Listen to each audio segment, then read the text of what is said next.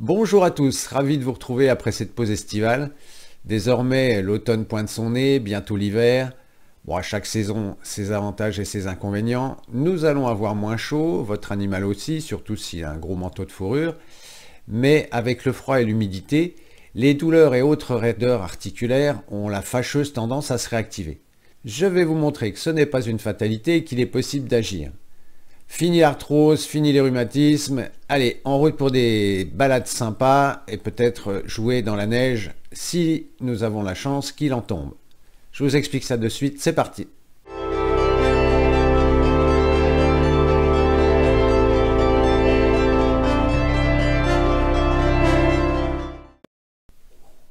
Bien, nous allons commencer par préciser quelques termes puisque vous voyez dans le titre, j'ai écrit arthrose et rhumatisme. Or, le grand public en général, parle plutôt d'arthrose. Ah, j'ai mal à mon arthrose cervicale, mon chien a de l'arthrose, etc., etc.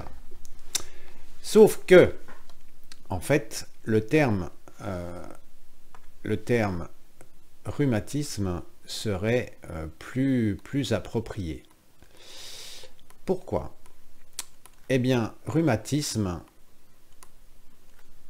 c'est ce que les Chinois appellent un syndrome Bi. Alors ça c'est un petit peu technique, mais c'est histoire de vous initier un petit peu à des termes chinois. Petit à petit ça finira par rentrer si vous écoutez régulièrement mes vidéos.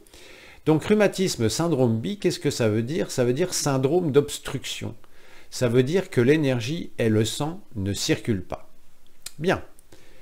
Or, les rhumatismes, eh ben, cette énergie et ce sang peuvent ne pas circuler au niveau des muscles, mais aussi au niveau des tendons,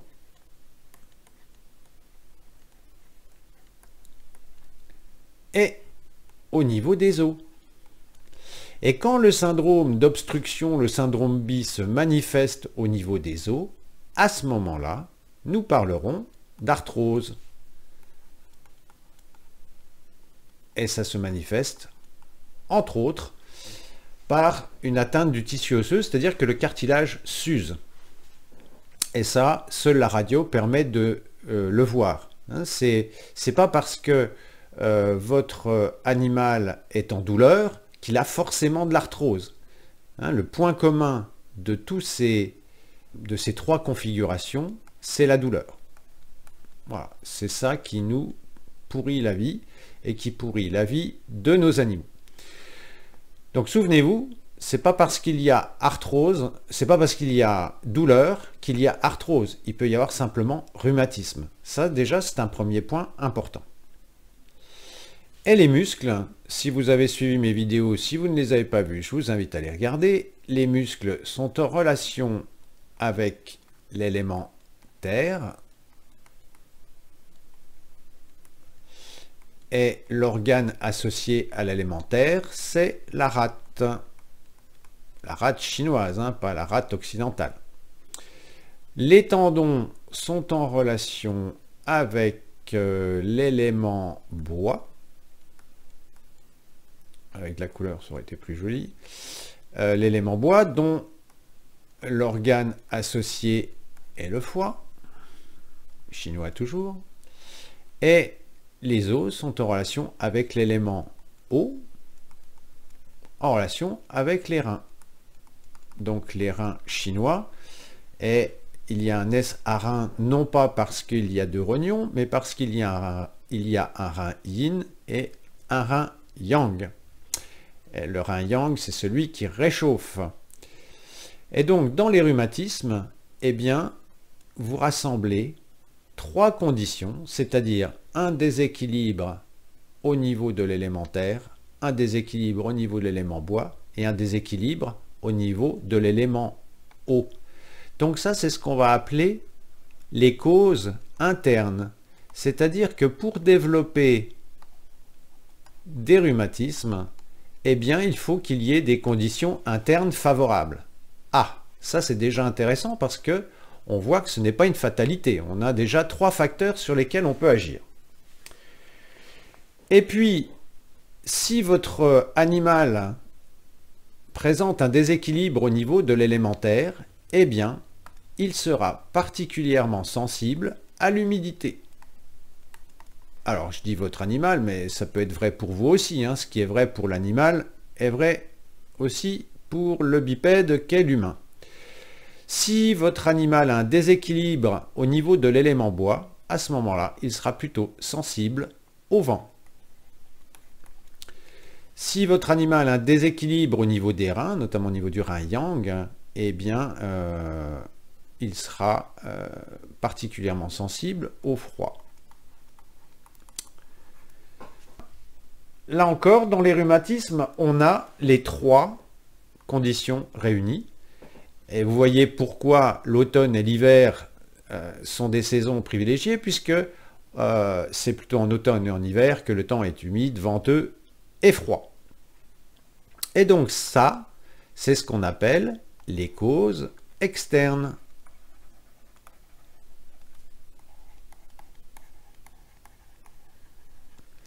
Et donc l'arthrose se situe dans cette colonne. Mais vous voyez qu'il existe d'autres configurations pour avoir mal. Donc déjà, première chose importante à retenir, c'est qu'en fait, des rhumatismes ou des douleurs articulaires qui arrivent plutôt en automne ou en hiver, eh bien, rassemblent 6 facteurs. C'est déjà, vous voyez, on commence déjà à être beaucoup plus précis. Et puis, un aspect à ne pas négliger aussi, c'est que la douleur peut être aussi, je ne vais pas le mettre là parce que c'est pas judicieux, au niveau des causes internes, on va le mettre là, eh bien il peut y avoir, le rhumatisme peut devenir inflammatoire.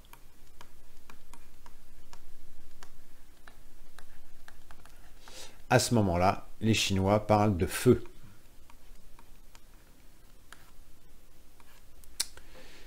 Voilà, bah, ça nous fait 7 facteurs à gérer, alors soit pour traiter les rhumatismes, soit pour éviter les rhumatismes. En ce qui concerne la prévention, eh bien, vous voyez ici que vous avez déjà 3 grandes fonctions à équilibrer. Si votre animal est déjà en état d'équilibre, eh bien vous éliminez déjà 3 facteurs qui peuvent causer les rhumatismes. Alors au niveau de l'eau, ça va être un petit peu plus compliqué parce que les vieux chiens et les vieux humains voient l'énergie de leur rein décliner, ce qui par essence les met en état de déséquilibre. Un sujet âgé va toujours être en situation de déséquilibre, donc par conséquent, on ne peut pas atteindre un idéal. Mais on peut arriver à un niveau suffisant pour que vous ayez le projet que votre animal finisse sa vie dans les meilleures conditions, bon, comme certains anciens, où ça coince un peu, où le matin, il faut se mettre, c'est un peu long pour se mettre en route, mais on peut gérer la situation si on s'y prend suffisamment tôt. Ça, c'est quelque chose d'important. C'est-à-dire que pour moi, la prévention à ce niveau-là, elle doit se faire à peu près, on va dire à peu près 6-7 ans pour un chien, surtout si c'est un grand chien, environ 15 ans pour les chevaux et 10 ans pour les chats, hein, grosso modo. Si vous voyez que votre animal commence à présenter des signes de raideur, il faut agir tout de suite. Ça, c'est un point sur lequel j'insiste. Et c'est un piège parce que chez les chiens, la phase rhumatisme est relativement asymptomatique. C'est-à-dire qu'on détecte une petite raideur au niveau, voilà, on le voit marcher, on le voit se lever, ah oui, c'est un peu raide, bon, et puis on se dit, bah ça va bien aller. Et en fait, ben, sur le temps, le rhumatisme fait le lit de l'arthrose, et quand le chien est vraiment en douleur ou dans l'inconfort ou avec des gros problèmes de mobilité, ben en fait, il y a déjà beaucoup de mal de fait. parce qu'il n'y a pas eu cette alerte qu'on peut avoir chez les humains. Les humains qui ont des rhumatismes, ça fait mal, je dirais, presque tout de suite. Alors que les chiens, qui sont peut-être plus résistants à la douleur, eh bien, on ne le voit pas. Chez les chevaux, l'arthrose, c'est pas forcément quelque chose de marqué, sauf s'il y a eu, je dirais, traumatisme ou surmenage physique, voilà, des conditions un peu exceptionnelles. Mais globalement, les chevaux ne sont pas trop sujets à l'arthrose. Par contre, ils sont sujets au rhumatisme. Et ça, quand on fait du support client, on a ce type de remarque. Ah, mais mon cheval a de l'arthrose. Bah oui, parce que vous voyez que dans le monde vétérinaire, on a en fait confondu arthrose et rhumatisme. Bon. Alors, sur les causes internes, on a dit déjà garder les fonctions, les organes en état d'équilibre du mieux que possible. Donc ça veut dire nourrir les reins. De toute façon, ça je vous l'ai déjà expliqué, nourrir les reins des animaux, c'est extrêmement important. C'est vrai aussi pour les humains, mais c'est d'autant plus important pour les animaux. Ensuite, on a vu que nous étions sur un syndrome d'obstruction, donc l'énergie et le sang qui circulent pas de façon optimale. La solution, eh bien, c'est le sport, c'est le mouvement, c'est l'exercice. Donc, votre chien ou votre animal doit faire de l'exercice. Alors, même s'il est en appartement, il faut le faire jouer, il faut le faire bouger, il faut vraiment, vraiment tous les jours, tous les jours, tous les jours.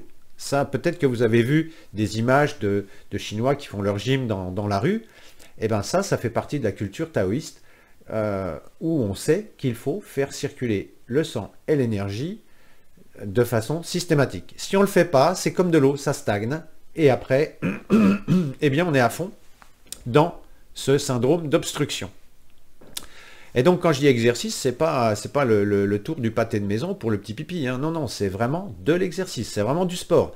Alors toujours avec modération, hein. L'idée c'est pas d'aller jusqu'au surmenage, mais un petit peu de sport tous les jours permet de prévenir les rhumatismes.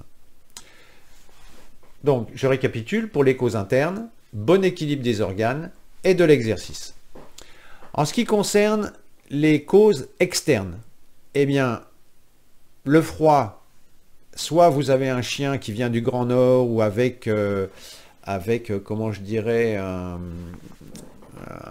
gros manteau de fourrure comme mon Golden, bon bah forcément, là le chien craint plus le chaud que le froid, hein. Avoir un gros manteau de fourrure en été, c'est pas évident. Donc là, ce sont des chiens qui sont relativement équipés, mais si votre chien n'est pas équipé contre le froid, à ce moment-là, il faudra envisager de lui mettre une petite laine. Ça, c'est important. Le vent, si vous avez des chevaux notamment et qui sont à l'extérieur, eh bien, la première chose à faire, c'est de leur faire un abri, surtout pour les protéger du vent du nord. Ça, c'est indispensable. L'humidité, ça veut dire, si vous avez un chien qui aime l'eau, avec l'âge, limitez les baignades. Mon chien, quand il était jeune, il se baignait dans de l'eau, on voyait les glaçons et il y allait, et puis hop, c'était vraiment un plaisir. Bon, avec l'âge, il s'est un petit peu calmé. Mais si vous avez un chien qui aime les baignades, essayez de limiter les baignades en hiver, même si je sais qu'avec certains chiens, c'est pas forcément évident. Et ça, la combinaison des trois nous renvoie à l'extérieur, et moi je ne suis pas très favorable à faire dormir les chiens dehors, sauf s'ils sont vraiment équipés comme les chiens du Grand Nord. Mais si vous avez un chien, je dirais, avec une fourrure basique, pour dire ça, moi je vous conseille quand même de le rentrer. Bien sûr, avec un tapis pour le protéger du froid du sol et pour le protéger de l'humidité. Hein, l'idéal, soit il dort dans la maison, soit il dort dans le garage, mais dans un endroit qui soit tempéré. Mais faire dormir son animal dehors, sur le long terme, là encore, on va favoriser l'apparition de rhumatisme. Donc vous voyez ici que sur ces 6 facteurs, on a vraiment possibilité d'agir. Et ça, c'est plutôt intéressant. Je pense que ça devrait vous amener des éléments de réflexion. Sur l'humidité, on pourrait, sur la rate, j'en ai pas parlé, mais on pourrait aussi limiter la quantité réduire la quantité de légumes qui contiennent beaucoup d'eau. Il y a beaucoup de gens qui utilisent les courgettes par exemple. Moi, c'est pas un aliment que j'affectionne particulièrement pour les chiens parce qu'il y a beaucoup d'eau. Et qui dit eau dit humidité interne, et ça aussi, ça favorise les rhumatismes. Donc l'humidité à consommer avec modération. Dans le cadre de rhumatisme, on évitera aussi la viande de dinde qui est contre-indiquée dans ce genre de situation. Voilà pour la partie prévention. Pour la partie traitement, eh bien, on l'a vu, première chose, on traite le feu. Ça, c'est un des grands principes en médecine chinoise. C'est on traite d'abord les états de plénitude. Donc, on traite d'abord l'inflammation. Soit vous êtes allé voir votre vétérinaire et vous aurez donné de la chimie, soit vous utilisez un anti-inflammatoire à base de plantes, où il existe des complexes où on met des plantes qui permettent de rafraîchir et des plantes qui permettent de réchauffer. Ce qui permet, donc on réchauffe l'interne, mais on rafraîchit le système ostéo-articulaire. Et là, on a des anti-inflammatoires qui n'ont aucun effet secondaire. Donc ça, c'est quand même la solution idéale. Et surtout, c'est des anti-inflammatoires qu'on peut utiliser sur le long terme, parce que parfois, une inflammation peut être assez récalcitrante, d'autant que dès que ça va mieux, l'animal a tendance à reprendre son activité normale, à faire le fou, et puis hop, ça repart comme en 14. Donc, au niveau du traitement, 1, on va calmer, réduire l'inflammation, et 2, on va rééquilibrer, trouver un complexe de plantes pour rééquilibrer ces 6 facteurs, c'est-à-dire réchauffer, enfin ces 6 facteurs, non, on va rééquilibrer ici au niveau de l'interne et on va traiter le syndrome d'obstruction, c'est-à-dire faire circuler l'énergie et le sang, ce qui va permettre de mieux résister aux facteurs climatiques. Et puis, on va rajouter des plantes pour traiter l'arthrose. Donc là, ça nous renvoie à certains traitements, notamment à base de chondroïtine, de glucosamine, qui peuvent être intéressants, mais qui n'auront une action que sur la composante arthrosique. Or, si vous ne traitez pas la composante rhumatismale, vous n'aurez pas un effet optimal. Autre produit qui est souvent utilisé, c'est l'arpagophytum, parce que c'est naturel. Oui, bien sûr, c'est une plante intéressante, sauf qu'elle a pour effet de réduire la douleur. Et si vous réduisez la douleur, vous rendez le rhumatisme encore plus asymptomatique. Et à ce moment-là, quand la douleur se réveille vraiment, l'arthrose est vraiment importante et la régénération qui devra s'en suivre devra être d'autant plus longue. Pour traiter la composante rhumatismale, que ce soit chien, chevaux, chat, en 2-3 mois, en général, sur une cure d'attaque, on arrive à voir clair. Par contre, le tissu osseux, lui, est plus long à se régénérer. Donc là, sur les chiens, il faut 3 à 6 mois. Sur les chevaux, parfois un petit peu plus, surtout s'ils sont sportifs. Je crois avoir oublié de vous expliquer comment distinguer une inflammation. Donc, une inflammation, elle a pour effet de s'aggraver au mouvement. Donc, si vous faites travailler votre animal et qu'ensuite, à la fin de l'exercice, il ne peut plus bouger ou il est dans l'inconfort, ou voire le lendemain, c'est la misère, à ce moment-là, vous êtes sûr d'être sur un état inflammatoire. Si vous êtes dans un état rhumatismal, on a vu que c'était un problème de circulation du sang et de l'énergie. Donc là, le mouvement va améliorer le rhumatisme. Et vous voyez aussi la dualité dans le cas de l'arthrose. C'est-à-dire que le rhumatisme, lui, nécessite du mouvement pour faire circuler, mais l'arthrose, pas trop, parce que si vous allez trop loin, vous risquez d'aller à l'inflammation. Donc quand vous avez un chien qui est arthrosique, il va falloir trouver le juste milieu pour le faire bouger de façon à réduire la composante rhumatismale, mais Pas trop d'exercice quand même, parce que sinon vous risquez d'aller jusqu'à l'inflammation et là on est embêté après pour traiter. Et puis surtout c'est douloureux. Vous voyez, donc là dans ce cas-là, il faut trouver le juste milieu. Voilà, bah, je crois qu'on a fait un petit peu le tour de ce que je voulais vous dire. C'est toujours un cruel dilemme pour moi d'être trop technique ou pas assez technique. Dites-moi dans les commentaires quel est le niveau d'information qui vous convient. Parce que si je deviens trop technique, bah, les personnes directement sur la vidéo vont être débordées. Puis si je suis pas assez technique, les personnes qui commencent à me suivre depuis un certain temps et qui me suivront dans l'avenir vont se dire, bon, bah, il est gentil, mais il raconte toujours la même chose. Donc, dites-moi en commentaire ce que vous en pensez, ça m'intéresse. Bien entendu, n'hésitez pas à liker, à partager et à commenter pour que moi je puisse m'améliorer et mieux répondre à votre demande. Et puis, je vous donne rendez-vous bientôt pour un autre thème. Merci de votre attention.